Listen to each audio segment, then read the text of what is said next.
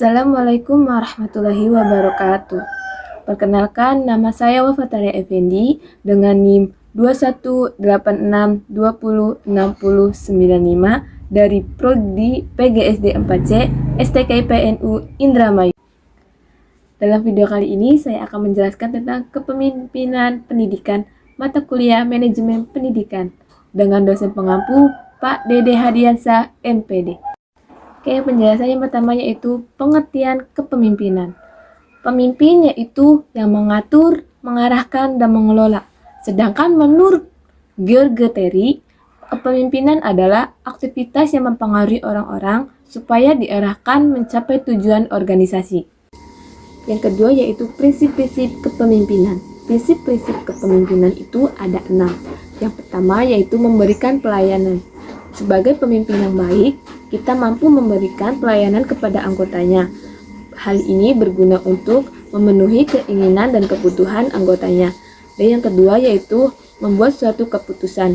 Dalam sebuah organisasi, seorang pemimpin memiliki tugas penting untuk menentukan yang terbaik bagi anggotanya. Yang ketiga yaitu keteladanan.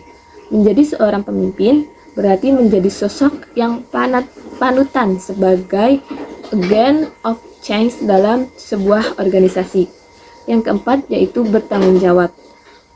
Sebagai pemimpin harus memiliki arti menanggung jawab keputusan akibat tindakan dan timbulnya.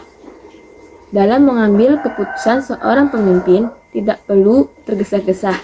Pemimpin juga hendaknya dituntut untuk menjadi pendengar yang baik ketika anggotanya membutuhkan saran dan solusi. Yang kelima yaitu bekerja sama. Pemimpin yang efektif hanya bicara saja, melainkan mereka mampu melakukan aksi, dorongan, komunikasi yang baik dengan bawahannya, menciptakan suasana keliling kerja yang baik dan nyaman sehingga mampu menciptakan kerja sama tim yang baik di antara anggotanya. Dan yang terakhir yaitu menciptakan suatu perubahan. Pemimpin hendaknya memiliki jiwa yang inovatif, akan berubah dengan menciptakan terbosan-bosan terbaru untuk mencapai suatu pembaharuan dalam bidang pikiran, produk, dan jasa. Nah, adapun prinsip kepemimpinan menurut Ki Hajar Dewantara.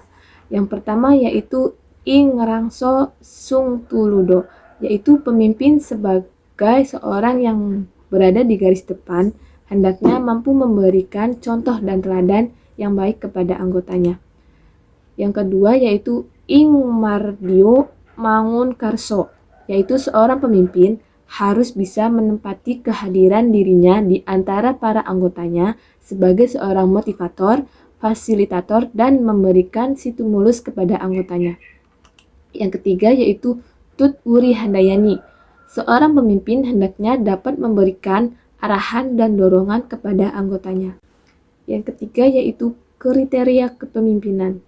Pemimpin atau leader adalah seorang yang memimpin seperti pemimpin keluarga, suku, komunitas, masyarakat, hingga lembaga negara. Semua manusia pasti akan diminta bertanggung jawab atas kepemimpinannya. Oleh karena itu, pemimpin harus mampu dan sanggup membina dan menjadi panutan yang teladan bagi pengikutnya. Pemimpin yang layak mampu bekerja sama tanpa mementingkan kepentingan pribadinya. Berteguh hati kepada sesama, tidak membedakan antara ras. Seorang pemimpin yang baik mempunyai kriteria yang baik pula untuk membimbing pengikutnya ke jalan yang lurus.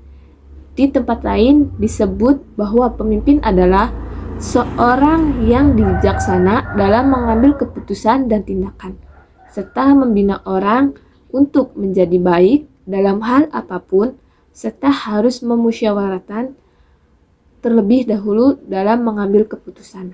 Nah, adapun kriteria kepemimpinan yaitu yang pertama, jujur dan transparan. Yang kedua, menjadikan pendengar yang baik dan tulus.